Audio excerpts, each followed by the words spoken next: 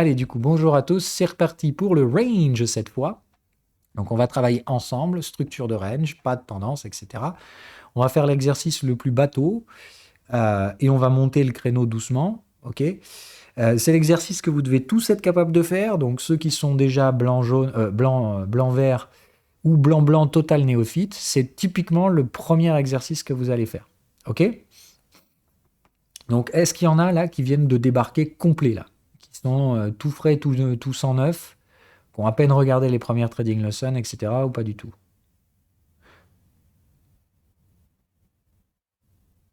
Attendez, on va faire un vote, ce sera plus pratique. Laissez-moi une seconde que je prépare le vote. Donc, attendez que je vous donne les modalités du vote avant d'appuyer sur les boutons.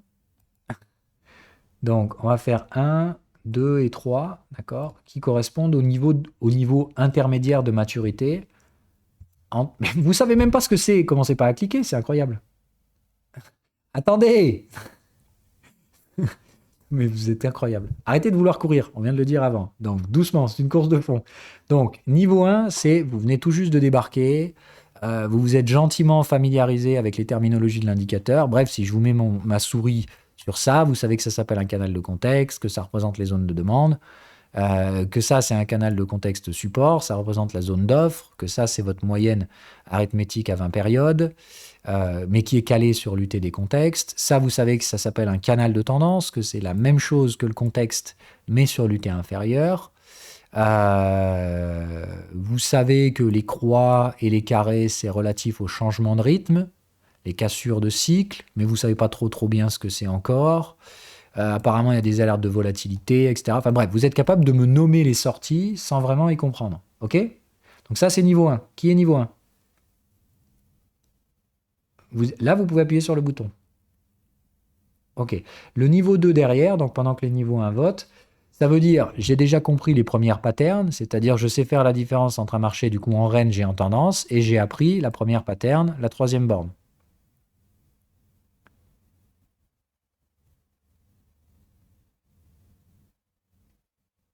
OK? Et niveau 3, je maîtrise la pattern de troisième borne et toutes les structures alternatives, c'est-à-dire tout ce qui va être range neuneux. C'est-à-dire quand mon range est mature, je suis à l'aise avec le fait de placer mes bornes neuneux, ou quand j'ai pas assez d'historique, je mets mon neuneux. Bref, je sais faire la différence entre la pattern troisième borne et la pattern neuneux. C'est-à-dire je sais faire la différence entre un range qui est un range, je sais faire la différence entre une tendance et une troisième borne. Et je sais gérer les différents time frames. C'est-à-dire que je sais me positionner sur le bon time frame. Je ne fais pas l'erreur de me trader une troisième borne à l'intérieur d'un range d'UT supérieur. Ça, c'est le dernier niveau de compréhension. Okay, le premier, c'est je sais faire la différence entre le range et la tendance, et je sais appliquer les deux patterns en fonction de ça. Le troisième, c'est je ne fais plus d'erreur de time frame. Je ne sais pas si les votes y ressortent sur les replays. Merde, non. Bon, tant pis. Ok, 4, 5, 7. Bon, donc on va faire un peu pour tout le monde, ok? Donc je vais partir du niveau de difficulté le plus facile. L'exercice pour les 4 premiers qui sont vraiment au tout début. L'exercice que vous devez faire à mort jusqu'à ce que ce soit naturel. Et après, donc, différencier troisième borne et trading de nœuds. Et à la fin, ne plus faire les erreurs de positionnement de time frame. D'accord? Donc on va faire tout ça. Le premier exercice que vous faites pour les tout débutants, d'accord? C'est de dire... D'abord, vous savez de quoi on parle. Hein. Je veux pas. Si je vous demande ce qu'est un contexte, vous devez savoir ce que c'est. Voilà. Donc la base après, c'est de différencier la première série de distribution, c'est-à-dire que vous avez vos offres et vos demandes et la moyenne. Ok. En regardant juste ça, vous devez être capable de différencier deux types de marchés. Les marchés en tendance, qui ont une distribution directionnelle, et les marchés en range, qui ont des distributions contradictoires. Ok. Il y a 3 grands schémas. Le premier que vous retenez, c'est qu'il y a donc les ranges neutres. En gros, on ne sait pas du tout dans quoi on est. On appliquera la fameuse stratégie neuneu dont on parlera après. Mais vous devez être capable d'identifier ces ranges. Il y a les ranges en tendance et les tendances. OK? Et moi, ce que je veux, c'est que si je vous mets un graphique comme ça, très rapidement, en regardant de l'historique, hein, là, je ne vous demande pas de le pratiquer en replay, votre premier exercice, c'est si je prends Avax, là, par exemple, ou Snap. Voilà, donc je prends Snap, je croyais que c'était Avax. Je prends Snap, d'accord? Et je prends des petits carrés. Ok, c'est le premier exercice que vous faites, et vous pouvez les mettre dans Discord derrière pour vous faire corriger. Donc, le premier truc, c'est de dire à quel moment je vois que la moyenne, elle s'est installée sous les contextes. D'accord? Là, par exemple, ici, ce serait le cas. Donc là, ici, je sais que ma distribution, elle est tendancielle. OK? Donc vous me mettez un petit carré comme ça, et de mémoire, merde. Ici, vous pouvez, voilà, vous pouvez mettre des textes, vous allez mettre tendance. Oula. OK. Ah, merde. Vous mettez tendance. Bon, pourquoi il ne m'a pas mis ce coup-là? Ah, pardon. OK, donc ici, vous diriez hypothèse tendance, parce que je vois que ma distribution, c'est une moyenne qui monte et des contextes qui montent. OK. Derrière, il y a une deuxième pattern que je veux que vous soyez capable de voir. C'est le moment où vous avez une distribution haussière entre moyenne et contexte, mais des contextes qui vont dans l'autre sens. Autrement dit, tendance, ce sera moyenne et contexte qui vont dans le même sens, avec un contexte qui se positionne au-dessus de la moyenne dans le cas d'un mouvement haussier et inversement dans l'autre sens. Okay, tout le monde va dans le même sens et en plus, il y en a un qui accélère plus vite que l'autre. Est-ce que vous avez tous compris, les 4 qui ont mis ça? Qui ont mis 1? Est-ce que sous cette forme-là, vous avez tout compris? Vous seriez capable de refaire ça tout seul? De me mettre tendance, et donc cette deuxième distribution, ok, c'est une moyenne haussière, une tendance qui précède, mais un renversement du contexte. Autrement dit, ici, vous avez des éléments haussiers et des éléments baissiers. La moyenne est toujours haussière, les prix sont toujours au-dessus, et le contexte s'oppose. Voilà. Ça, ce sera le contexte 3BR. D'accord? Je vous demande même pas encore d'apprendre la gestion du risque de la pattern, juste de repérer son contexte d'existence. Ça n'existe qu'après une tendance. D'accord? Après, comment on la trade, etc., vous verrez ça plus tard. Mais il faut être capable de me voir ça. J'ai eu un mouvement de tendance, donc contexte qui monte plus vite que la moyenne et moyenne qui monte. OK? Derrière, on a opposé les contextes après cette pattern de tendance, égale 3BR. OK. Derrière, bah vous continuez. Ici, elle est où la prochaine tendance? À partir de là, c'est le moment où la distribution est très haussière, la moyenne et les contextes qui montent plus vite. OK? Hop, donc tout ça, pareil. C'est encore retendance. OK? C'est pas compliqué comme exercice, on est d'accord?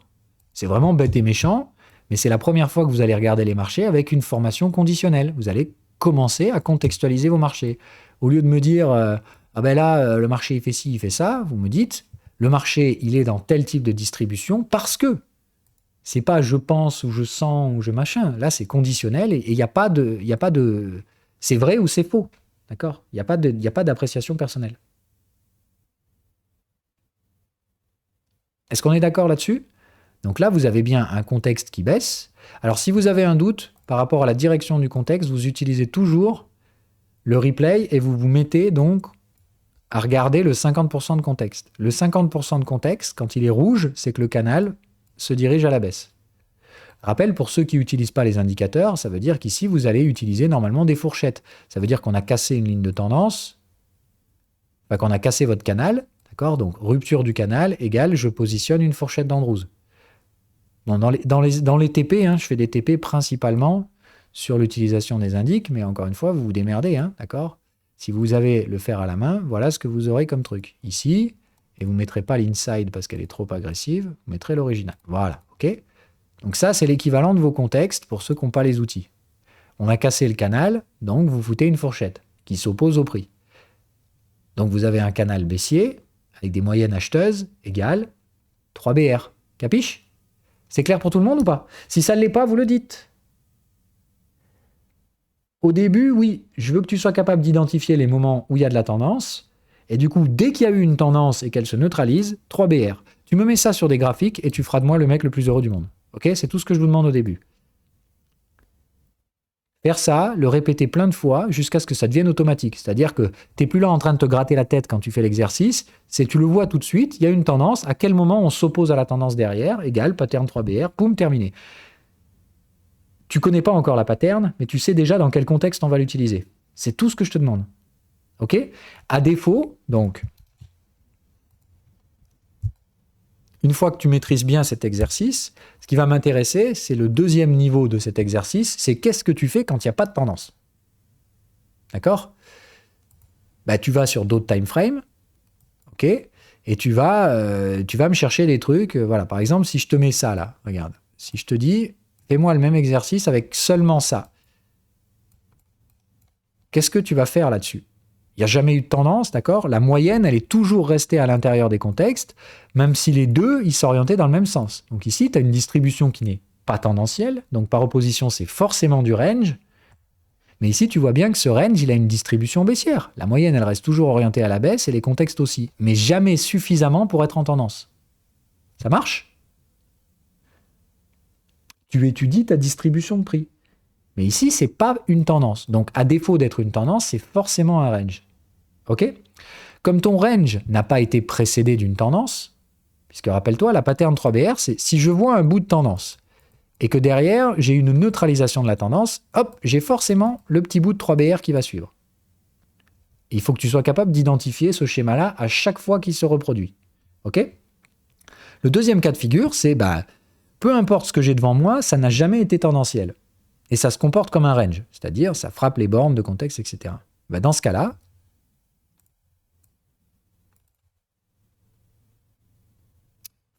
je vais y arriver.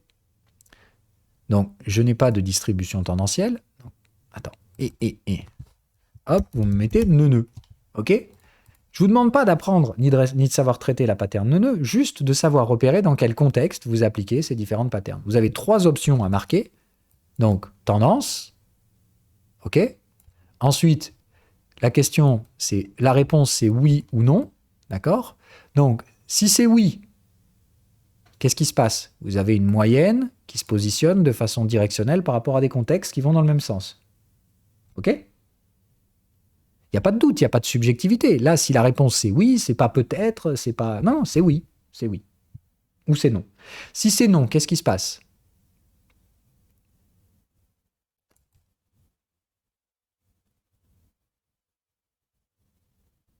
Non, au début, vous faites l'exercice, peu importe le time frame, c'est juste, vous bouffez des actifs, d'accord? Vous prenez un nombre d'actifs infini, vous tapez les 2 lettres comme on fait, etc. Je veux juste que vous soyez capable, par rapport à l'historique qu'il y a devant vous, de faire la différence entre ces 3 patterns. Ok? À chaque fois que vous voyez un bout de tendance, je veux trouver la 3e borne qui va derrière. Enfin, je veux que vous soyez capable de voir le moment où le contexte s'oppose, et donc la pattern de 3e borne. Ça marche? Derrière, quand il n'y a pas de direction claire, qu'il n'y a pas de tendance qui précède, vous appliquerez à défaut la stratégie neuneu. Donc attends, laisse-moi t'expliquer le schéma. Donc la première question que vous vous posez, c'est par rapport au graphique que j'ai devant moi, à quel moment j'ai eu une tendance. Donc c'est les premières boîtes que vous mettez. Dès qu'il y a une tendance, d'accord, ce qui va se passer derrière, c'est que si là vous avez tendance, vous savez, d'accord, que de toute façon derrière, il va y avoir une 3BR. Soit elle est déjà visible, c'est-à-dire le contexte s'est déjà opposé, soit ça va arriver. On est d'accord. Mais à partir du moment où il y a eu tendance, il y aura 3e borne. Point barre. Soit elle est déjà là, soit elle n'est pas encore là. C'est la seule question que vous aurez à vous poser derrière. Ok? Si jamais il n'y a pas de tendance sur votre graphique, qu'est-ce qui se passe?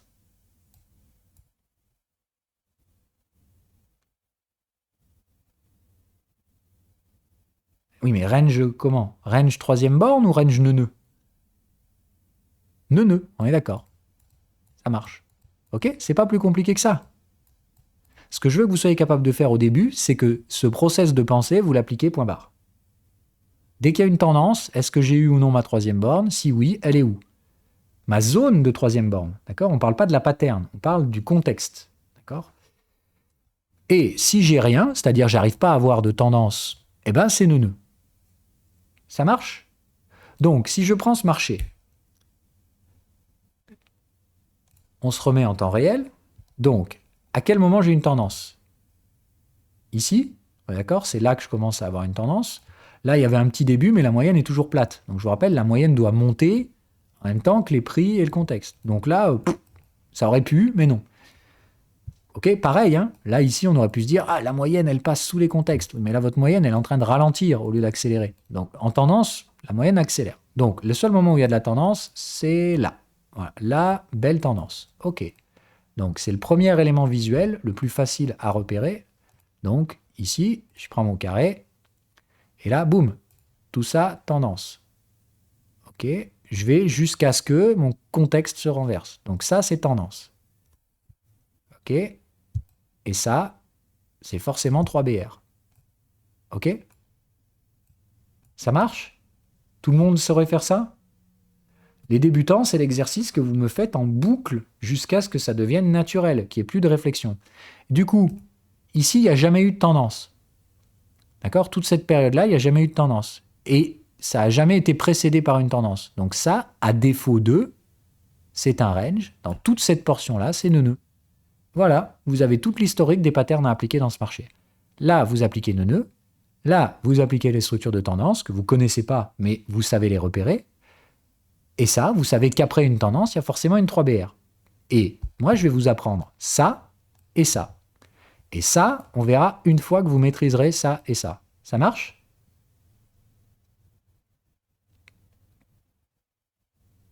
Voilà le programme. Et rien que ça va vous prendre déjà 3 à 6 mois. Et après, on va s'intéresser aux trucs intéressants, là où il y aura de la thune à faire. Les tendances. Mais si vous attaquez ça avant de comprendre ça et ça va moins bien marcher.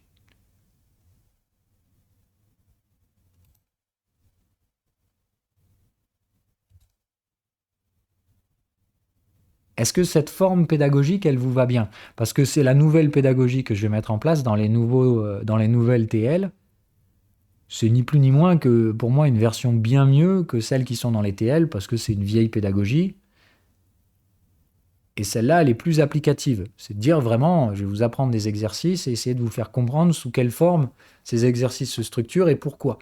Dans quel ordre, voilà, en vue de quoi je vous fais travailler et pourquoi tout ce que vous faites au début c'est nul et pas intéressant, mais pourquoi ça vous sécurise pour bien profiter de ça après. Et après, je vous apprends les patterns, d'accord? Neuneu, quand vous savez dans quel contexte cette pattern s'applique, après, je vous apprends la pattern neuneu. Il y en a plusieurs. Et ça se passe via le prési, etc. Et je vous referai les TL en conscience de ça. Mais on fera toujours ça au début, d'accord? Le premier exercice, c'est un exercice de contextualisation. Avant d'appliquer des patterns, il faut savoir dans quel contexte on les utilise. On refait l'exercice une deuxième fois? OK? Donc, on va quitter Snapchat. On prend, comme vous devez faire, 2 lettres au hasard. Uflex. Tiens donc, je ne sais pas ce que c'est Uflex, mais voilà, hop. Au début, l'exercice, vous le faites en daily, hein, d'accord? C'est le mieux pour vous familiariser avec le truc. Ça vous permet de voir, oula, bah là, on va avoir du travail. Vous voyez, là, on va en bouffer sur celui-là. OK. Donc, au début, c'est bien, vous avez plein d'historiques. Donc, je vous rappelle que quand on fait de l'analyse, on lit de droite à gauche. Mais là, vous ne faites pas des analyses, vous faites des exercices. Donc là, je vous autorise à aller de gauche à droite. OK? Là, j'ai pas de souci. Ce qui m'intéresse, c'est que vous soyez capable de contextualiser le marché selon les différents contextes qu'il a proposés à l'instant T. Donc là, on va faire une analyse de gauche à droite en respectant les prérequis de l'exercice. Ça va? Jusque-là, tout le monde est OK? OK. Donc ici, à quel moment il se passe quoi là?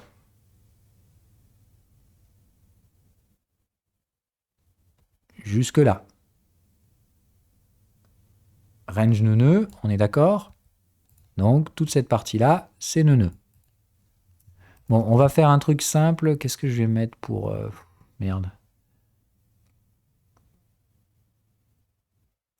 Faut que je trouve un schéma de couleur. Alors, on va faire neuneu. Je vais mettre tout en gris hein, parce que c'est quand même le plus important.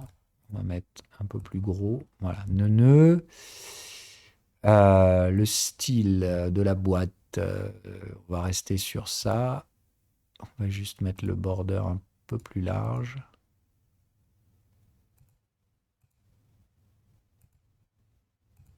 Ok, donc on va dire neuneu, c'est comme ça. Ok. Donc neuneu, c'est tout ce qui n'est pas tendance et qui n'est pas précédé de range. Et tout range qui n'est pas précédé de tendance. D'accord? Si j'ai pas de tendance et que j'ai pas eu de tendance avant, c'est forcément neuneu. Ici, ça va être quoi du coup? Tendance. Donc là, on va la mettre en rouge, celle-là, parce qu'on est plutôt sur un mouvement baissier. OK.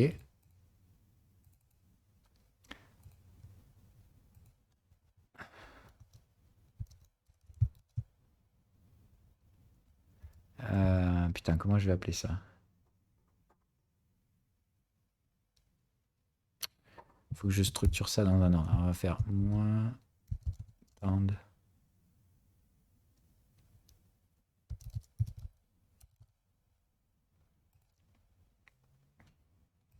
Ok. Une seconde, hein, je triche un peu. Ok.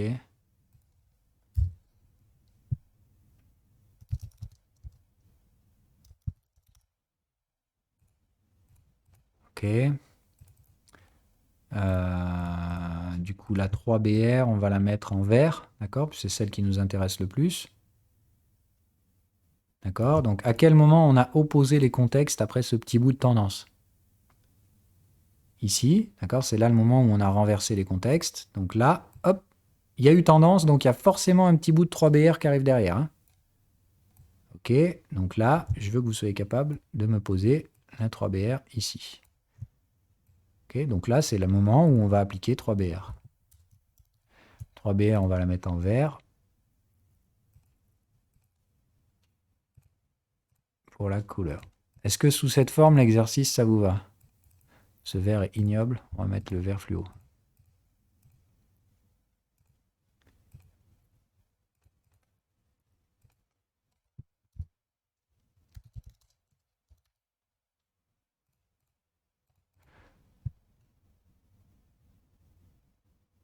Comment tu places nœud tendance? Reformule ta question, je comprends pas.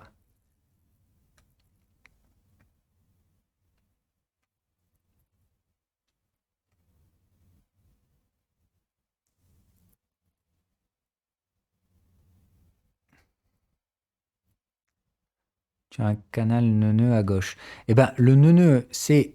Il n'y a pas de tendance qui précède. La moyenne est à l'intérieur des contextes, donc c'est un range. Parce que ce n'est pas une tendance. Je vous rappelle, on fonctionne par opposition. La première question que vous posez, c'est est-ce que j'ai une tendance? Si c'est oui, bah, je la marque, et je sais qu'il y a une 3BR qui arrive. Okay, le schéma de pensée, c'est vraiment dans cet ordre-là. Le 3BR, c'est l'opposition à la moyenne par le canal de tendance. Donc, si vous avez votre tendance, est-ce que la 3BR est là, oui ou non? Si elle n'est pas là, bah, elle arrive. Ça, vous le savez. Si jamais je n'ai pas de tendance, j'ai donc un range. Okay, ce range, il est soit précédé d'une tendance, dans ce cas-là, 3BR, soit il n'est pas précédé d'une tendance, dans ce cas-là, nœud. Ok?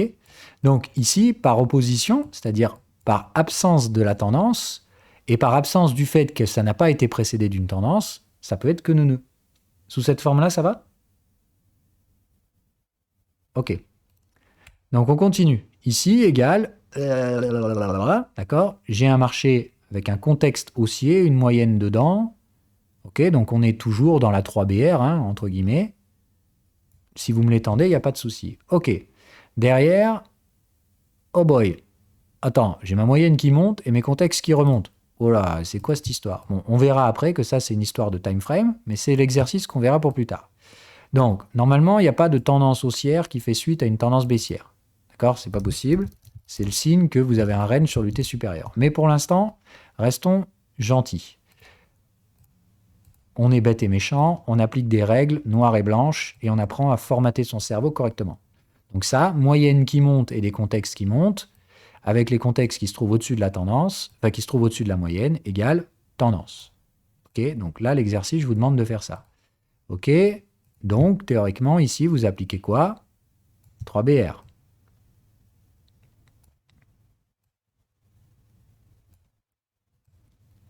Ok. Jusque-là, tout va bien? Ok, je vous rajoute une règle. Une toute petite, elle ne change pas grand-chose. Après, vous êtes capable de compter les bornes. Ça va, normalement, toute personne humainement capable est capable de compter ça. D'accord? Donc, vous comptez toujours à partir de la fin de la tendance. 1, 2, 3, 4. Le nombre de fois où vous avez touché les contextes, ou passé proche des contextes. À partir du moment où vous avez 4 et plus, je veux plus de troisième. D'accord? Donc, à partir de là, qu'est-ce qui se passe? Vous repassez sur nœud. Donc là, on fait le même exercice ici. 1, 2, 3, 4. Donc la troisième borne, elle s'arrête là. Et ici, à défaut, je veux du nœud. Quand vous ne savez pas quoi mettre, si ce n'est pas de la tendance et que ce n'est pas de la 3BR, c'est du nœud. Est-ce que je vous ai perdu ou est-ce que cette forme pédagogique fonctionne? C'est un essai, hein, c'est la première fois que je mets ça. Si c'est pas clair, faut me le dire. Non, non! Depuis quand on parle d'accumulation? J'en ai jamais parlé de l'accumulation. Et c'est pas du tout de votre niveau. L'accumulation, ce sont des structures en tendance. Mélangez pas. Je vous apprends les trucs dans un ordre, c'est hyper important. D'accord? Quand il y a eu tendance, à partir du moment où on oppose le contexte, vous comptez les bornes. D'accord? Si vous avez plus de 4 bornes, enfin 4 bornes et plus, vous terminez la structure 3BR et vous mettez du nœud jusqu'à ce qu'il y ait une nouvelle tendance qui émerge. OK? Donc ici, si je replace, on comprend bien, à partir du moment où là, la moyenne se retrouve sous le contexte, on repart en tendance baissière. OK? Jusque-là, ça va? Ou si je vous ai perdu, dites-moi. Hein. Moi, il me semble que c'est bien d'un point de vue pédagogique, mais je ne peux pas vous l'imposer. Donc, qu'est-ce qui se trouve du coup entre ma tendance baissière et ma 3BR? À défaut, je ne sais pas quoi mettre, donc nœud. OK? À chaque moment du marché, il y a toujours une de ces 3 patterns qui est à appliquer. Une tendance, haussière ou baissière, un nœud ou une 3BR.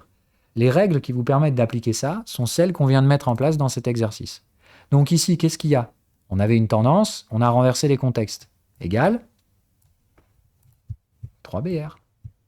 Si vous êtes capable après de me faire ça mécaniquement, bêtement, comme des machines, sans réfléchir, elle s'arrête où ma 3e borne?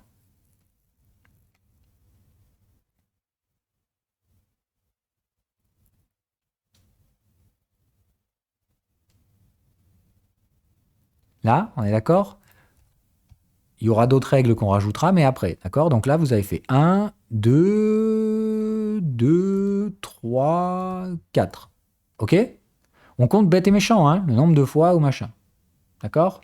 1, 2, 3, 4 égale vous déjà ici. Je veux absolument pas que vous appliquiez encore la 3e borne. Ici, elle s'est déjà produite. Et du coup, qu'est-ce qui se passe? Je remets nœud. D'accord? Jusqu'à nouvel ordre. Et ici, qu'est-ce qui se passe? Ah, ma moyenne repasse sous mes contextes qui montent, égale, allez, c'est reparti, tendance haussière. OK? Donc ça, c'est vraiment l'exercice de niveau 1, celui que vous devez maîtriser parce qu'il n'y a aucune subjectivité. Ici, je ne veux pas la moindre erreur possible. Il n'y a pas une zone où il ne se passe rien. Il y a forcément une pattern sur toutes les zones. La question, c'est est-ce que vous les positionnerez correctement? Est-ce que vous pensez que vous êtes tous capables de faire ça?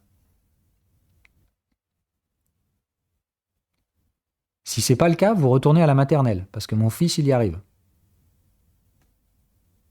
OK? Non, je déconne. Mais ça, normalement, là, n'importe quel humain normalement constitué sait faire ce genre de truc.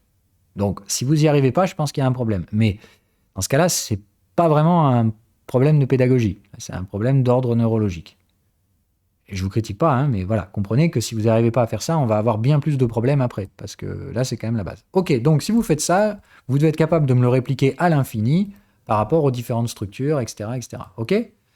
Donc évidemment, s'il y a le moindre doute, vous faites valider ça dans le Discord, etc. Ok, il n'y a pas de souci. Laissez jamais subsister les doutes. Ok, donc maintenant qu'on a fait ça, ok, il va y avoir un autre truc, c'est ce que je vous disais tout à l'heure. Donc après, il y a apprendre les différentes patterns. Donc là, je vous l'apprends plus tard, donc arrêtez de fantasmer sur ces trucs. C'est bien ça le plus intéressant, mais c'est pas là le plus facile. Donc on commence par le plus facile, d'accord? La structure la plus facile à apprendre, c'est les nœuds et les 3BR. Dans quel ordre vous les apprenez? Je m'en cogne.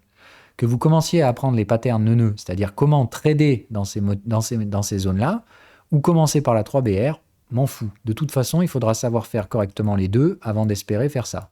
Ça marche? Donc dans l'ordre, d'abord j'apprends à positionner mes contextes, j'apprends les patterns à appliquer dans ces contextes. Celle-là est plus facile, donc c'est vrai que si vous voulez commencer gentil, commencez par le nœud, parce que 3e borne, il y a des trucs un peu chiants, il y a la 3e borne en retard, bref, il y a quand même des règles à apprendre. Ok? Une fois que vous maîtrisez ces règles, c'est-à-dire qu'une fois que vous savez contextualiser le marché, vous savez appliquer les patterns qu'il y a dedans. La dernière chose qu'il faudra retenir, d'accord, c'est que vous n'aurez jamais un marché qui fait tendance dans l'autre sens. Ça, c'est le signe que vous êtes dans un range sur l'UT supérieur. La dernière notion à comprendre, c'est l'histoire des time frames. OK? Parce qu'il y aura des règles qui fait que vous ne tradez pas, d'accord, quand vous êtes à l'intérieur d'un range du T supérieur. Vous devez trader ce qu'on appelle la structure primaire, la structure de degré majeur. Donc, quand vous voyez des trucs comme ça fait un petit bout de tendance, puis ça repart dans l'autre sens, etc. C'est souvent le signe que ce n'est pas des tendances que vous avez là, mais que vous avez un range sur du T supérieur. OK? C'est-à-dire, la dernière notion à comprendre, c'est de comprendre qu'une fois que vous maîtrisez l'application de ces contextes sur n'importe quel graphique, vous allez commencer à passer sur d'autres time frames. D'accord? Au début, vous me faites cette analyse sur un nombre infini d'actifs en tapant 2 lettres, mais vous restez toujours sur le daily. Une fois que vous êtes capable de faire cette hiérarchie simple et bête et méchante, exercice numéro 2, sur le même graphique, je varie les time frames et je recommence l'exercice. OK? Est-ce que ça marche comme ça ou pas?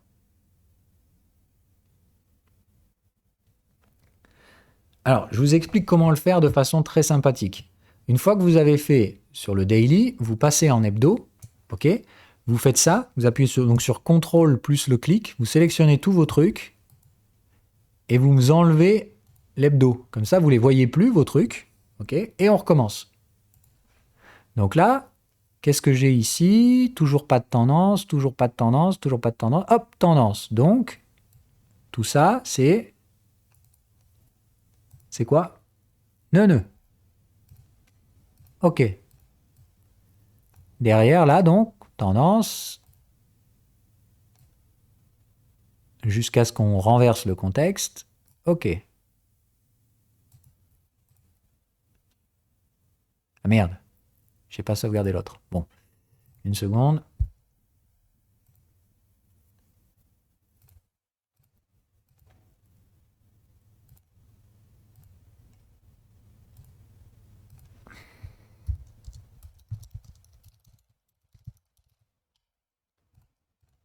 OK. Jusque-là, ça va. Hein. Normalement, je vous jure, c'est à la portée de tout le monde. Donc, qu'est-ce qu'on a forcément derrière? 3BR. Jusqu'à ce qu'on ait tapé 4 fois les bornes. Bref, tout ça, ça reste 3BR. OK? Là, jusqu'à preuve du contraire, on est toujours dans la 3BR. OK? Donc là, déjà, vous voyez que par rapport à ce qu'on a fait tout à l'heure, qu'est-ce que vous avez vu comme forme d'anomalie? Normalement, quand on a une tendance, la 3BR, derrière, c'est une petite zone. Et ça ne dure pas très longtemps. Et puis après, en général, on finit sur du nœud. Vous l'avez vu ça tout à l'heure? Oui ou non? Ayez pas peur de dire non. Voilà. Et bien, vous commencez déjà à progresser dans le trading. Vous voyez qu'avec un prisme de lecture, ça ne produit pas toujours la même chose. Il y a des variances. Il y a de la variabilité. Et principalement dans les structures de fucking range. Vous verrez que les tendances, c'est toujours la même chose, et que les ranges, par contre, ça fait des trucs vachement différents. Mais par contre, ce que vous verrez, c'est qu'en appliquant les règles que je vous donne pour la 3BR et pour nœud, bah vous arriverez à vous en sortir dans pratiquement tous ces ranges. Ça ne veut pas dire que vous avez raison, ça ne veut pas dire que vous pouvez prévenir l'avenir, ça veut dire que vous ne mettrez pas les doigts dans le hachoir. Avec les règles que je vous donne dans la 3BR et dans les nœuds, vous écartez tous les trades à débile. Maintenant, en termes de temps, quand je vous dis qu'il faut effacer 80% des prix, parce que la tendance, c'est très rare, et que la plupart du temps, on est dans des ranges, est-ce que vous ne le voyez pas de façon rationnelle, que la plupart du temps, on est en range? On est d'accord? Mais je vous dis beaucoup de choses, mais là, vous pouvez les vérifier vous-même. On passe le plus clair de notre temps dans des structures de range, et dans ces structures de range, 80% du temps, voire même plus, les prix ne seront pas intéressants quand vous aurez appris les différentes patterns. C'est QFD. Pourquoi, à votre avis, il y a 80% de gens qui perdent de l'argent dans les marchés? Parce qu'ils traitent dans ces zones à la con, sans modèle. Ou alors, ils ont un modèle qui ne les cadre pas correctement, et ils mélangent entre tendance et 3BR, etc. Si vous voyez de la tendance tout le temps, c'est probablement qu'il y a un souci. Ou alors, c'est qu'il y a une vraie grosse tendance, mais ça arrive aussi. Bref, bouffer des graphiques et étudier ces variabilités, ce sera déjà beaucoup mieux que d'émettre des hypothèses sans comprendre quoi que ce soit. OK? Alors, les contenus éducatifs, je vais principalement les refaire. Hein. Donc, ils seront de bien meilleure qualité que les dernières TL qui datent de 2 ans et qui, franchement, maintenant, j'ai des techniques, des techniques éducatives qui sont bien meilleures. Moi, plus je vous forme, plus je suis bon. Hein. Donc, ce que j'ai fait il y a 2 ans, c'est forcément moins bon que ce que je vais vous refaire là cette année.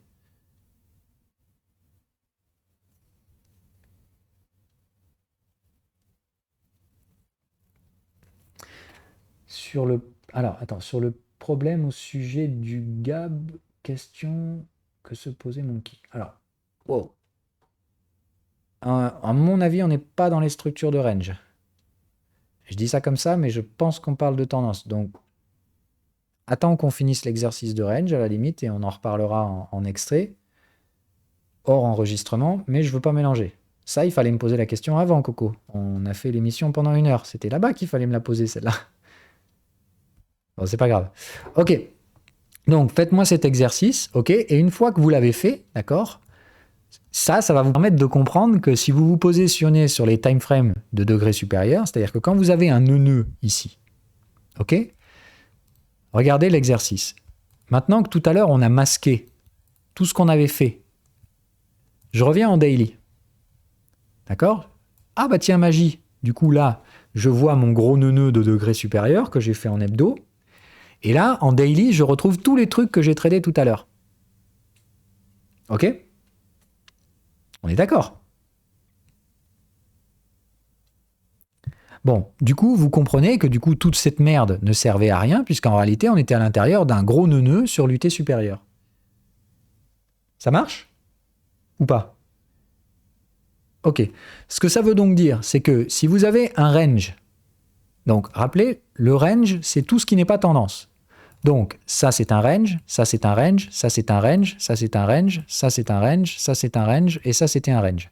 Tout ce qui va être range à l'intérieur d'un range d'UT supérieur, on ne trade pas ces ranges. Okay? Autrement dit, les structures de troisième borne et de nœud qu'on appellera donc de degrés inférieurs, vous serez interdit d'appliquer les patterns en question dans ces patterns-là. Il faudra toujours, pour réduire votre risque, trader la pattern de degré majeur.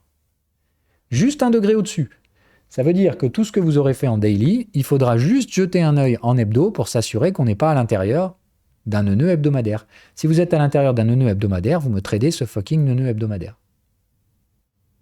Ça marche? Aussi con que ça.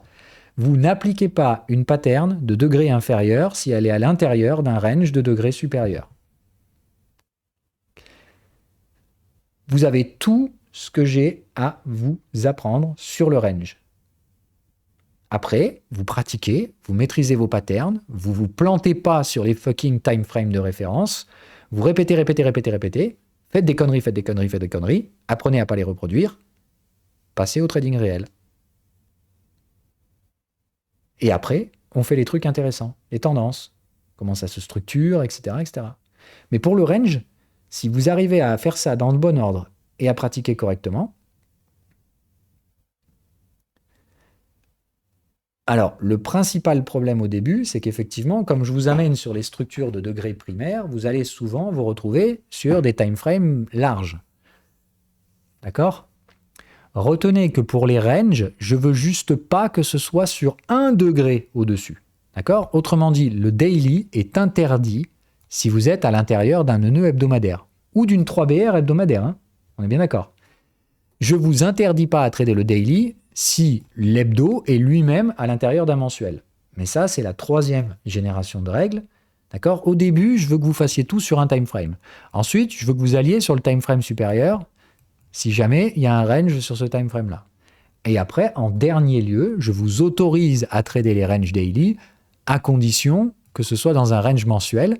Et dans ce cas-là, c'est l'hebdomadaire qu'on ne traite pas. OK ? Est-ce que vous comprenez sous cette forme-là ou pas? Celui-là, il est un peu plus chiant à comprendre. Moyen? Ouais, c'est normal là que je commence à vous perdre. Donc, la règle intrinsèque, c'est je ne trade pas les ranges que je trouve sur une unité de temps donnée, là en l'occurrence le daily, si je suis à l'intérieur d'un range hebdomadaire. Si UT plus 1, je suis à l'intérieur d'un range, je ne trade pas les fameux ranges de l'UT local. Dans ce cas-là, je me déplace en hebdomadaire. Ok. Ça, c'est ce que vous devez être capable de faire en premier exercice. Maintenant, c'est de dire si ce nœud ici, d'accord, je l'ai aussi 2 time frames au-dessus. Alors regarde, on refait l'exercice. Donc je réefface tout sur mon monthly. Ok, en mensuel, je vois rien. Donc ici, ma moyenne est bien à l'intérieur de mes contextes. Donc ici, qu'est-ce que j'ai?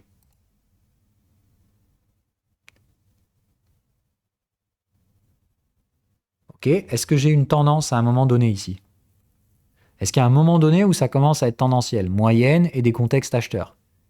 Allez, éventuellement là, et c'est franchement limite. Bref, tout ça, c'est neuneux. Ok?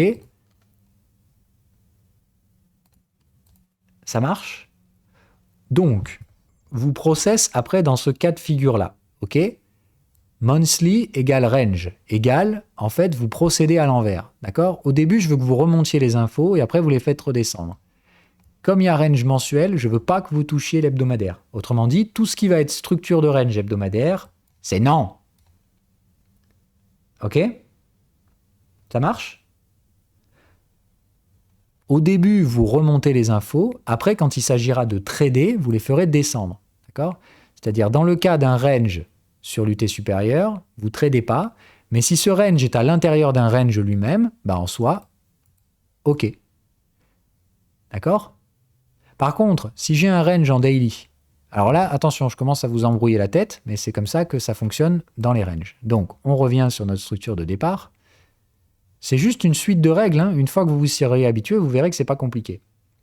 Donc, entre guillemets, quand je suis là, ici, si je place mon curseur à cet endroit-là précisément, d'accord, sur mon mappage de time frame, qu'est-ce que j'ai? J'ai neuneu en daily, neuneu en hebdo, neuneu en mensuel. Quels sont les time frames où j'ai le droit de trader et quel est le time frame où j'ai pas le droit de trader?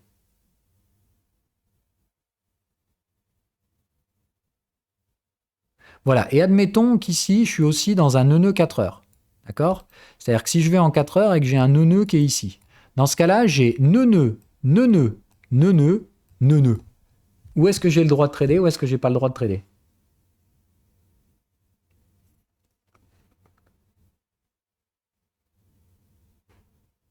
Alors, on n'a pas parlé du 15 minutes, soyez cool.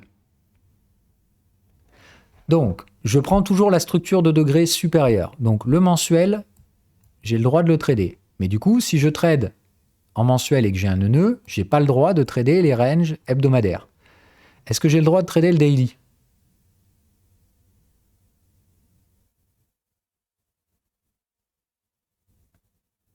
Qui a dit non? N'ayez pas peur.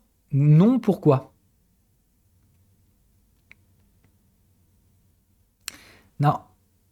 On a placé cette règle terre-terre dans 2 sens. D'accord? On a dit le premier exercice de time frame, c'est vous travaillez sur un seul time frame. Vous faites du daily et je ne veux pas vous voir réfléchir, est-ce qu'on est dans un range, etc. Vous juste, le premier exercice, c'est de positionner les contextes, les uns après les autres, de gauche à droite. C'est pour se familiariser avec l'idée de contextualiser vos marchés. Vous le faites une vingtaine de fois, une dizaine de fois. Dès que vous positionnez tous les contextes correctement, on introduit la notion de time frame.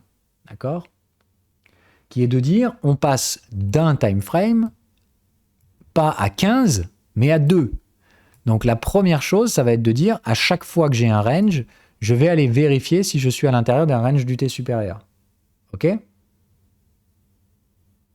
Est-ce que là, ça va encore? C'est le premier exercice, c'est de dire, partant d'une vision mono-time frame, vous commencez à en regarder 2.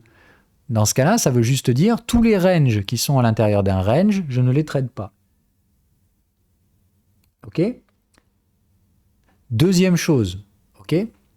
Si ce range est à l'intérieur d'un range lui-même, dans ce cas-là, vous avez le droit. Ça, c'est la règle quand on a 3 time frames en range.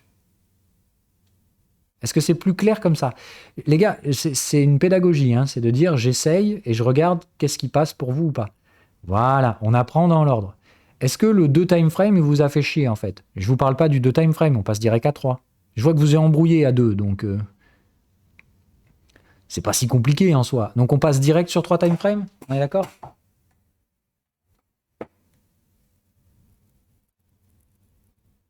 Ok, le 2 time frame, bah, j'ai vu que le 2 time frame, ça en a embrouillé 2. Donc à mon avis, c'est que ça sert à rien. Oui, moi, il me semblait que c'était plus logique de passer par une étape intermédiaire de 2 timeframes, mais c'est pas si compliqué que ça. En gros, si je vous dis, on ne traite pas un range s'il est à l'intérieur d'un range, sauf s'il est lui-même à l'intérieur d'un range. On commence à rentrer dans l'inception, là. Mais non, mais je déconne. Mais comme ça passe mieux? Est-ce que sous cette forme-là, tout le monde a compris? Ok? Pas à l'intérieur d'un range plus 1, mais si on est à l'intérieur, si le range plus 1 est à l'intérieur d'un range plus 2, alors oui.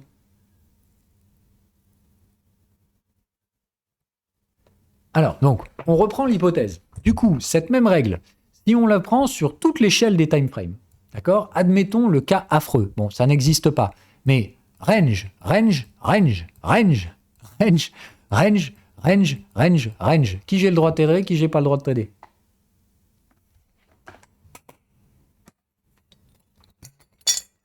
On en trade 1 sur 2, d'accord? Et comme on va de toute façon au plus large, donc c'est oui, non, oui, non, oui, non, oui, non, et oui. Ok? 1 sur 2. Tout con, hein? En appliquant le filtrage. Bon, maintenant, je vous casse un peu plus les couilles. Parce que c'est le but. Donc, je vous présente des exemples et vous me dites où j'ai le droit de trader, où j'ai pas le droit de trader. Donc, on va mettre le code couleur, hein, d'accord? Tendance baissière, je mets du rouge. 3BR, je mets du vert. Et neuneu, je vous mets du blanc, du noir. Ok? Je vais le faire avec mes couleurs. Donc, si je vous mets ce schéma-là, alors on se base toujours par rapport à ce truc, hein? Donc, qu'est-ce que je vais vous faire? Je vais vous casser les neurones. Mais bon, on va s'amuser. Je vais vous faire un truc bien chier.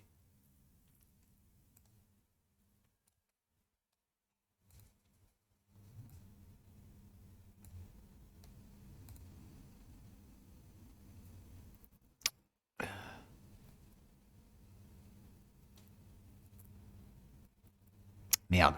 J'aurais pas dû faire dans cet ordre. J'essaie de vous faire un truc logique quand même. Enfin, un genre de truc que vous verrez. C'est pas grave. On va faire comme ça. 3BR. Que je vous mette un peu de 3BR au milieu de ce bordel. Ok. Et...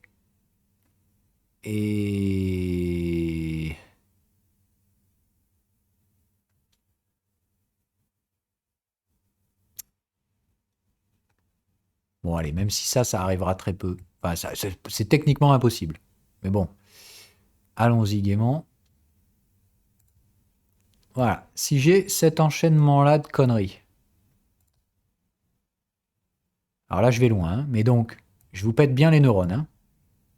Là, je vais vous perdre tous. Mais bon, au moins qu'on aille jusqu'au bout, c'est de dire si vous faites cet exercice sans faute, vous êtes bon pour la tendance, hein. Si vous maîtrisez les patterns et que vous êtes capable de gérer tous les time frames, ok. Maintenant, rappelez-vous les règles. D'accord? Notez-les sur un papier si vous voulez avant de démarrer l'exercice. C'est ni plus ni moins qu'un problème de maths. Il y a un énoncé, il y a un problème. Résolvez le problème avec l'énoncé.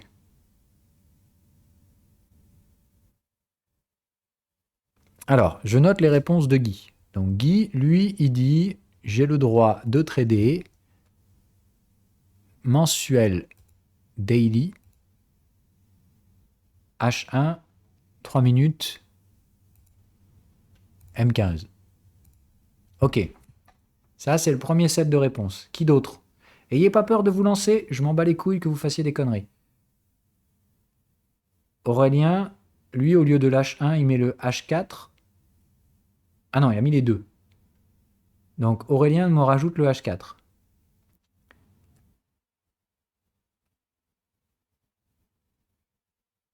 Alors, attendez, on va même faire un truc un peu plus rigolo. Donc, on va faire voter. Alors, bougez pas, je vous rajoute les trucs. Donc, merde, normalement, il y avait les étiquettes. Ah ouais, mais j'ai pas mis du mensuel. Ah, fuck. Dommage. Bon, donc mensuel, on va faire M. Ok. Donc ça, c'est le mensuel. Ok. L'hebdomadaire, bon, on va mettre W. Ok. Et pour le reste, de mémoire, on a les étiquettes. Donc, daily, H4, H1, 15 minutes et 3 minutes. Bon, j'ai pas une... Ah si, j'ai 1 minute, mais j'ai pas 15 secondes. Mais on s'en fout. Tant pis, le 15 secondes ne fait pas partie de notre équation. Vous cochez tous ceux où vous pensez que vous tradez. Je veux que tout le monde participe. Je m'en fous si ça prend 10 minutes pour que vous votiez, mais vous me vous sortez les doigts du cul. Moi, ceux qui participent pas, ça m'énerve. Ça veut dire que vous avez peur de faire des conneries, et c'est le meilleur moyen de rester sur place.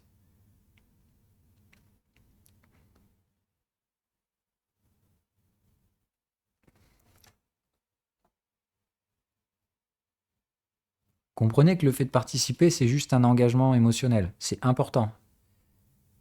Ça vous engage en rien, puisque de toute façon, j'irai pas à retenir qui a dit quoi, etc. C'est juste que si vous commencez déjà alors qu'il y a un exercice anonyme à pas participer, ça commence mal. Parce que qu'est-ce que ça va être quand il va falloir mouiller votre capital? Et oui, et pourtant il faudra le faire. Donc, n'ayez pas peur de vous sortir les doigts. Ça peut paraître inconfortable au début, mais c'est obligatoire. Ah non, mais je veux bien plus que ça, les gars. Moi, je suis pas débile, je peux compter combien vous êtes. Donc, je vais partir du principe qu'il y en a qui peuvent pas parce qu'ils écoutent en même temps qu'autre chose. Mais tant qu'il n'y en a pas au moins 15, je lâche pas, hein.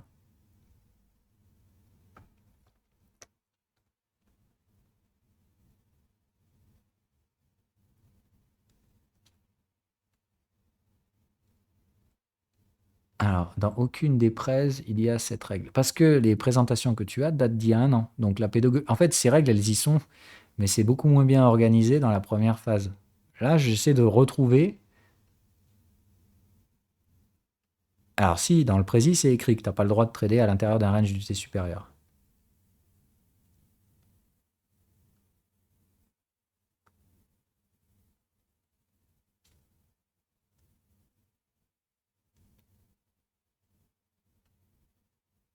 Ah, de UT-2. Non, mais parce que... Attends. Tu vas voir pourquoi je te l'ai pas dit. Parce que d'une part, à la base, je m'en fous que tu trades les ranges. Ok. Les ranges, j'ai envie que tu les structures dans ta tête pour arrêter d'en avoir peur. Moi, ce qui m'intéresse, c'est les tendances. Donc, je préfère que tu trades moins de range. Mais UT-2, je suis pas contre, voilà. Mais c'est très rare d'avoir 3 ranges l'un dans l'autre. Tu vois ce que je veux dire? Et en fait, quand ça va se produire, bah, ça va surtout être une super opportunité si on a une tendance qui sort de ça. Mais bon, bref, fais-moi confiance. La partie range, ça peut paraître confus parce que ça l'est. Ok? Mais comprends que je cherche pas à maximiser ton rendement dans les ranges. C'est plutôt l'inverse. C'est maximiser ta gestion du risque dans les ranges pour que tu puisses les trader correctement quand ils sont au sein de tendances. Ce qui nous intéresse dans ta compréhension des ranges, c'est quand ils vont être dans des tendances.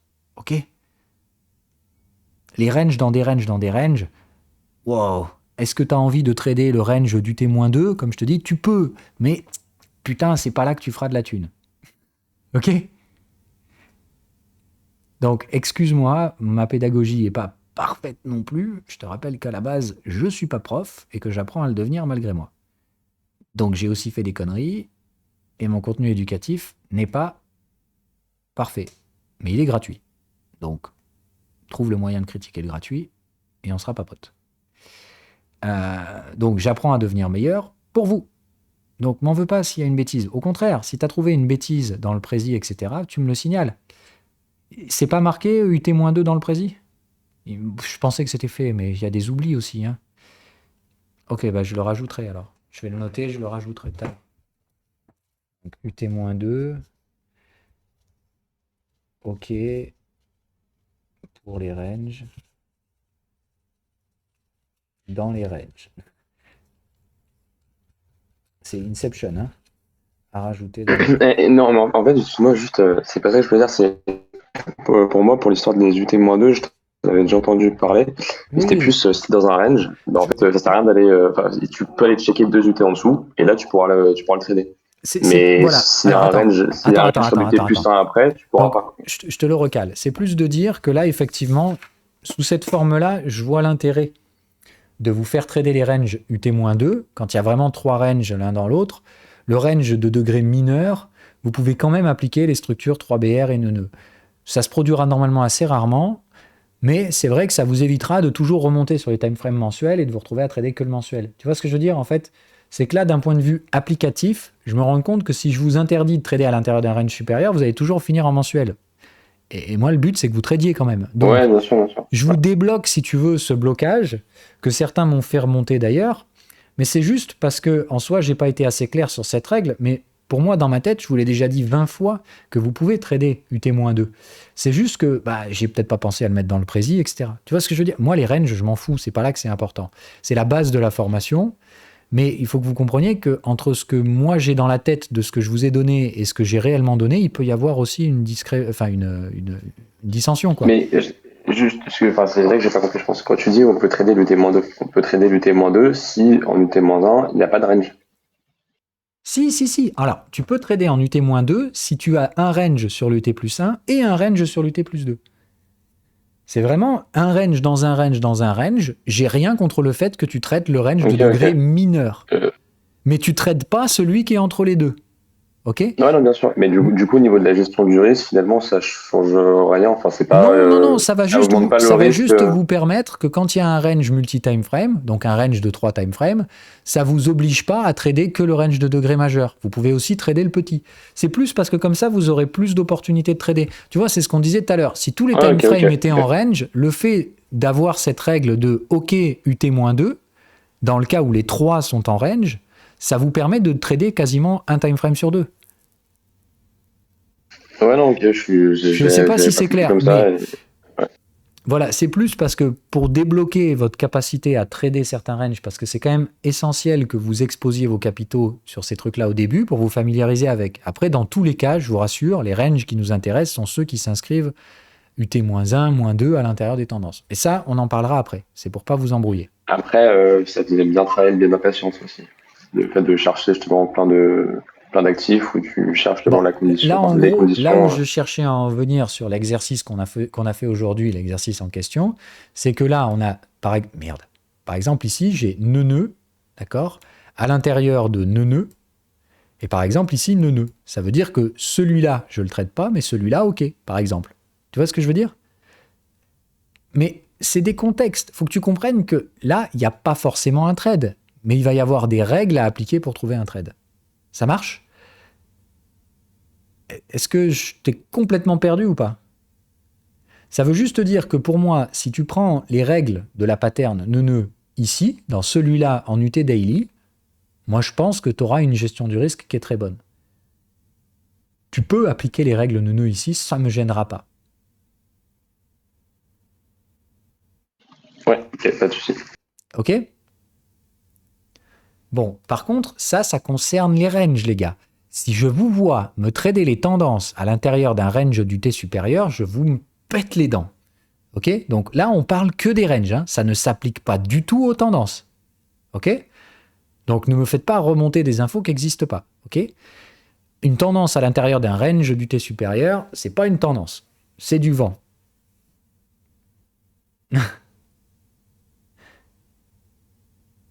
Donc n'appliquez pas ces règles à la tendance, hein. Aujourd'hui, on parle que de range. On a vraiment un prisme de lecture de range.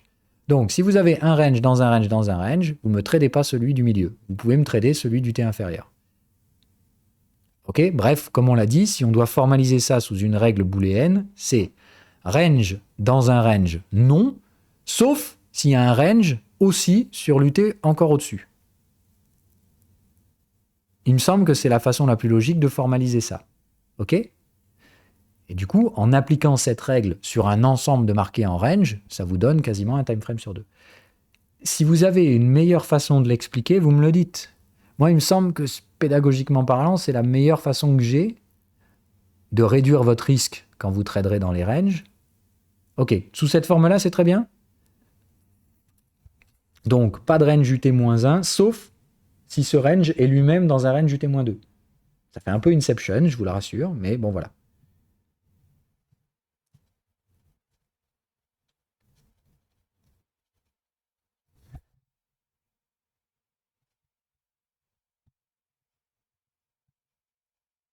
Attends, UT-1.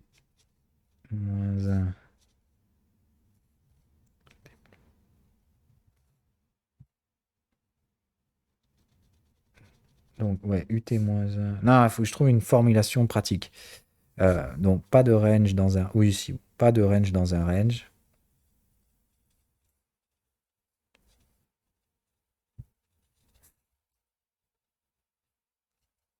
Sauf si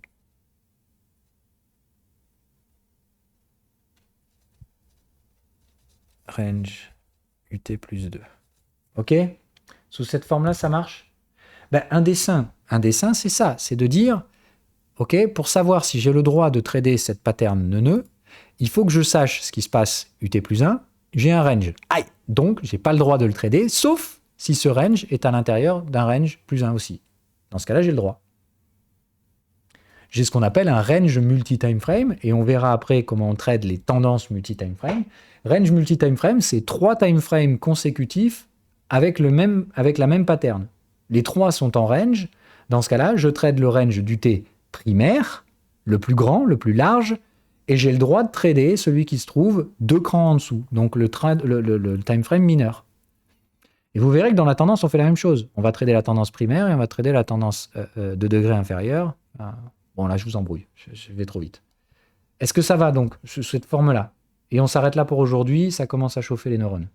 Là, on a fait tous les niveaux d'exercice, c'est-à-dire comment, de base, sur un seul time frame, j'apprends à différencier les contextes de range et de tendance, et j'apprends la pattern intermédiaire, qui est une opposition du contexte après une tendance. Ça fait donc 3 patterns que vous devez être capable de positionner correctement sur n'importe quel graphique que je place devant vos yeux. Premier niveau de difficulté. Une fois que vous maîtrisez bien celui-là, vous essayez évidemment de ne pas tout faire directement en même temps, faites-les bien l'un après l'autre. Donc premier niveau, je positionne sur un seul time frame. Les histoires dont on vient de parler à la fin, de time frame dans un time frame dans un time frame, bah les couilles. Okay, c'est trop compliqué au début. D'abord, positionnez les contextes correctement. Et après, mettez en place les logiques multi-time frame. Pas de range dans un range du T plus 1, sauf s'il y a un range du T plus 2. Ça marche? Est-ce que comme ça vous paraît clair pour tout le monde? On fige ces règles, je mets à jour le prési et on n'en parle plus. Super.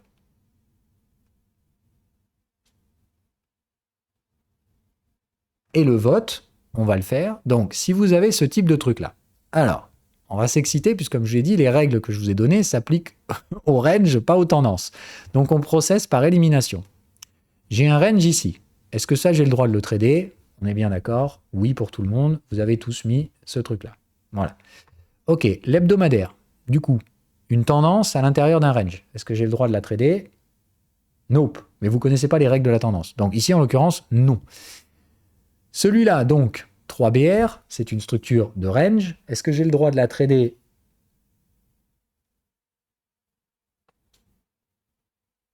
Ah merde, je suis con, mais du coup, je ne peux pas regarder à la fois vos votes et vos résultats. Mais bien sûr que oui, donc pas de souci. Les bonnes réponses sont pour l'instant M, on est d'accord. Daily, on est d'accord. Hebdo, non, mais vous avez mis non, donc c'est très bien. Le range 4 heures, est-ce que je le trade? Vous avez mis non pour la plupart. Enfin, il n'y en a que 4 qui ont mis oui. Donc ceux qui ont mis oui, bah, c'est pas bon, désolé. Parce qu'on est donc ici, ok, le 4 heures, c'est un range, il est à l'intérieur d'un range. Et il n'y a pas de range UT plus 2. Donc 4 heures, nope. Désolé. Horaire, c'est un range, à l'intérieur d'un range, et il y a un range UT plus 1. Donc, ok. Ok? Vous voyez qu'avec ce jeu de règles, c'est pas si compliqué, et ça vous permet tout de suite d'écarter les time frames. Je pense que je vous ferai un cours entier sur ça parce que, bon, je vous dis, hein, moi, les exercices, je les invente au fur et à mesure. Hein. Là, c'est plus de dire que c'est comme, c'est une pédagogie. C'est de dire, là, je vois que vous comprenez tous avec cette méthodologie-là. Donc, je vais la foutre dans un cours. Comme ça, ce sera très bien. Parce que là, au moins, j'ai ce que je veux. Vous vous plantez pas sur les time frames. Donc, je vois que c'est bien plus efficace que les exercices que j'avais avant. Je pense qu'il est disponible hors ligne, le prési. Mais dans le précis, je vais juste rajouter la règle, d'accord? Comme ça, vous l'aurez écrite noir sur blanc. Mais dans l'apprentissage pédagogique, donc dans les trading lessons V2 que je vais vous refaire, je ferai probablement une trading lesson spécifique sur la hiérarchie des time frames. Parce que par rapport à la V1 que j'ai faite sur les précis, je vois, sur les TL, je vois que vous faites énormément de conneries sur les time frames. Donc maintenant que j'ai trouvé la bonne pédagogie, je vous le refais. Ce sera plus clair, plus facile pour vous, etc. C'est pas dans le PDF, les règles de time frame et tout ça. Le PDF, il est juste fait pour embrouiller les gogoles. C'est fait exprès, c'est pour faire fuir ceux qui veulent avancer trop vite. parce qu'ils vont se dégoûter. Donc, le PDF, je le changerai jamais. Il est parfait parce qu'il fait exactement le travail que je voulais qu'il fasse. Il fait fuir les gogoles et il embrouille ceux qui cherchent à comprendre. Donc, c'est parfait. C'est exactement ce que je veux. C'est un filtre, le PDF.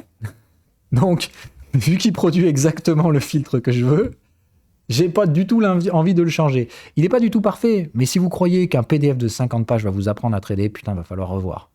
Donc c'est parfait. Moi, les gens qui veulent comprendre, ils lisent 20 fois le PDF et ils comprennent de moins en moins plus ils lisent. Donc c'est parfait. Ils s'épuisent et ils s'en vont. Mais eux, j'ai pas envie de leur apprendre à trader. Ils me fatiguent dès le début, les mecs qui veulent comprendre.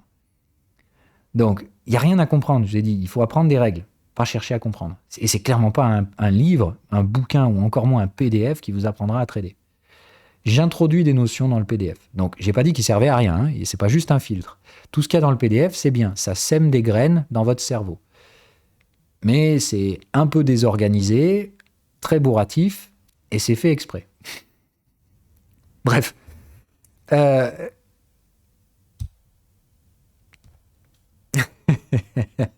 En effet.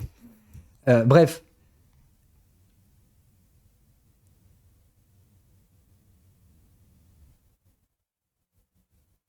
Non, la seule chose qui est vraiment importante dans le PDF et que vous ne pouvez pas transiger, c'est la terminologie. D'accord ? Comment s'appellent les différentes sorties du truc, ça, vous devez maîtriser. Sinon, si on ne se comprend pas sur le langage, c'est comme essayer de parler la même langue sans avoir le même alphabet. Je te raconte pas la merde. Donc, bref, ok ? On continue dans notre truc. Donc, l'horaire, un range à l'intérieur d'un range égale oui. Donc, l'horaire, c'était bon. La tendance à l'intérieur d'un range, nope. Le range à l'intérieur d'une tendance.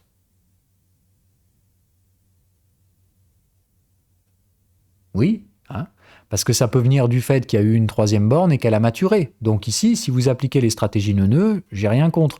Mais essayez de ne pas trader contre la tendance primaire dans ce cas-là. Hein, c'est-à-dire qu'un range neuneux à l'intérieur d'une tendance du T supérieur en cours, vous évitez de vous foutre contre la tendance. C'est-à-dire que si vous achetez le bas du range d'une tendance haussière, oui, pas de souci. Mais me foutez pas des trades à la vente dans une tendance. Voilà. Ok. Là, du coup, troisième borne.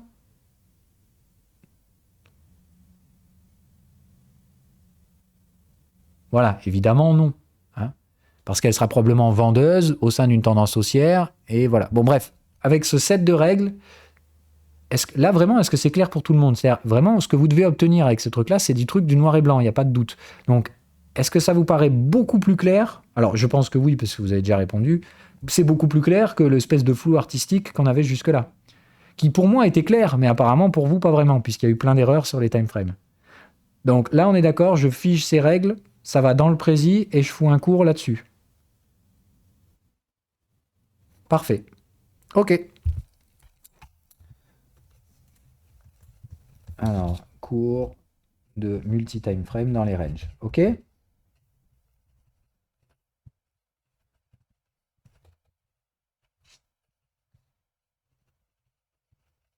Bon, bah c'est cool. J'aurais pu réussir à structurer tout ça. Ça fait des mois hein, que je galère là-dessus et que je vois que vous galérez parce qu'il faut que j'arrive à synthétiser un truc. Ouais, il faut que j'arrive à trouver la réduction la plus simple pour que vous obteniez tous les mêmes résultats. Donc c'est très bien. Il me semble que sous cette forme-là, je peux difficilement faire plus simple. Ça veut dire que le cours est figé. Ok.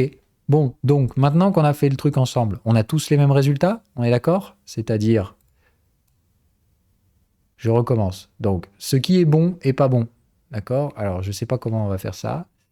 On va refaire avec les points. Donc, OK, pas OK, pas OK. Non, je ne sais plus. Qu'est-ce qu'on a dit ? Si, le daily, c'est bon. Attends. Aïe, putain. Qu'est-ce qu'on avait ? Vous m'avez mis quoi, vous, comme réponse ? Oui. On avait dit donc daily, c'est bon. D'ailleurs, on a dit 4 heures non, horaire, oui. 15 minutes, on a dit oui. Non, tendance à l'intérieur d'un range, non, putain. Bah, sauf si elle est dans le sort. Bon, on va pas compliquer. Les tendances, c'est plus compliqué que ça. Hein. Il y a plus de time frame à gérer. Donc celui-là, on a dit non. 3 minutes, on a dit oui, mais dans le sens de la tendance. OK. Et 1 minute, on a dit non, parce qu'il est opposé à la tendance, normalement. Enfin, une troisième borne, elle sera vendeuse. Ok, donc les bons, c'est mensuel, daily, horaire 3 minutes. Et le 15 secondes, bon, on n'en a pas vraiment parlé. Ok?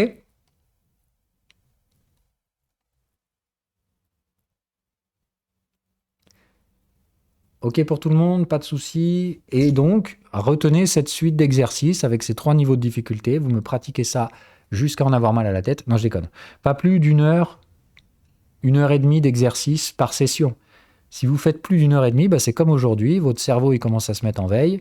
Il comprend plus rien, puis il va commencer à embrouiller tout le truc. Donc, pas plus d'une heure, une heure et demie d'exercice quand vous faites ça.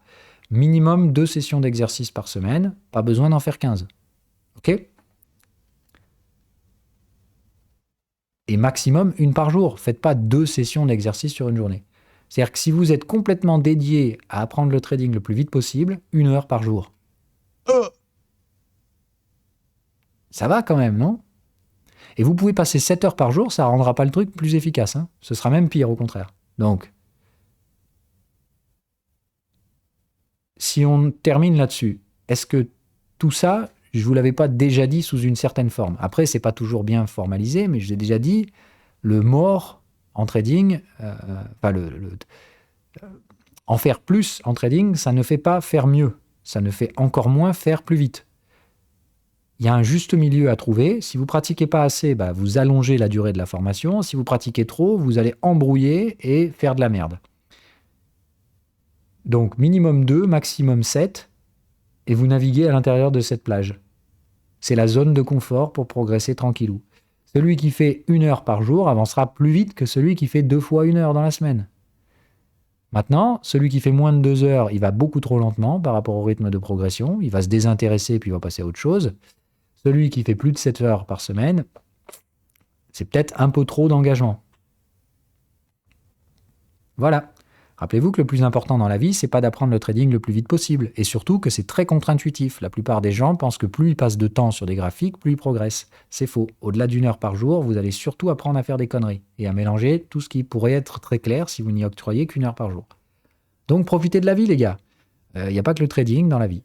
Voilà. J'espère que vous avez un travail pour la plupart, hein, que vous n'êtes pas en train de vous dire je vais arrêter de travailler pour devenir trader dans un mois. Hein, ça va, c'est une mauvaise idée. Donc, rappel des fondamentaux, faut combien d'argent pour vivre du trading avec une stratégie spéculative? Ouais, minimum. Hein. Après, tout dépend de vos dépenses. Hein. C'est-à-dire que si tu es célibataire dans la vingtaine, ça coûte pas autant d'argent de vivre que d'avoir 35 ans et des gamins.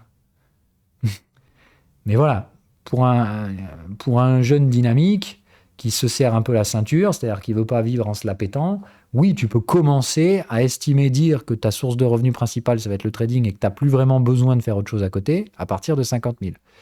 Mais par contre, à mon avis, il faudra quand même prévoir ta ceinture de sécurité, c'est-à-dire dans les années où ça va marcher un peu moins bien, il faudra avoir du capital à côté. Bref, voilà, 50 000, c'est vraiment au ras des pâquerettes. C'est le stricto minimum. Voilà. Pour une vie de famille, hein, on ne va pas se mentir, je vous dis souvent, voilà, c'est minimum 100, 150 000 balles pour espérer arrêter de travailler. Et je vous recommande sérieusement de continuer à travailler quand même, c'est-à-dire d'avoir des revenus complémentaires, mais basés sur des loisirs. Je sais pas, vous faites de la peinture et vous vendez vos peintures. Ça fait quand même un revenu. Votre revenu principal, dans ce cas-là, c'est le trading. Mais si vous passez tout votre temps à faire du trading, ça va être obsessionnel. Et ça, c'est très dangereux. Vraiment, les professionnels au trading, on travaille très peu. Moi, en temps de travail effectif, c'est moins d'1 heure par jour. Et je déconne pas, les gars. Hein. Regardez comment j'occupe mes journées. Soit je fais du bénévolat, soit je m'occupe de vous. Mais en travail effectif, moi, tout est plié en moins d'1 heure par jour. Hein. Le reste, c'est travailler pour vous. Et oui. Donc, travailler plus ne fait pas que vous allez gagner plus. En trading, c'est une énorme connerie. Désolé Sarko, mais j'ai trouvé un contre-exemple. C'est pas travailler plus pour gagner plus, le trading. Ok? Non. C'est probablement le métier au monde dans lequel le lien temps-argent n'est absolument pas vrai. Voire même contre-intuitif. Ok, pardon. On va arrêter le replay pour pas que ça dure 2 heures. Désolé. Ciao, ciao pour les replays. J'espère que cette émission vous aura plu. Je pense qu'elle est bien. Donc, gardez-la dans le top des émissions, etc. Et ne vous inquiétez pas, maintenant que j'ai capté que vous comprenez bien comme ça, ah ben, on va faire un cours formalisé dessus dans les TL dans les mois qui viennent. Allez, ciao, ciao!